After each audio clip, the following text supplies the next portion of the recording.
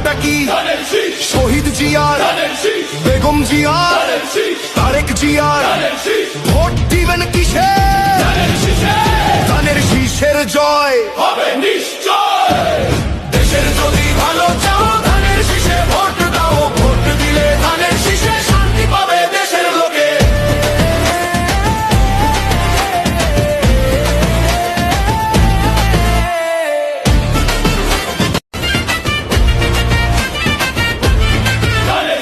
মার্কাটা কি শহীদ জিয়ার, বেগম জিয়ার, তারেক জিয়ার। ভোট দিবেন কিসে? ধানের শীষের জয়।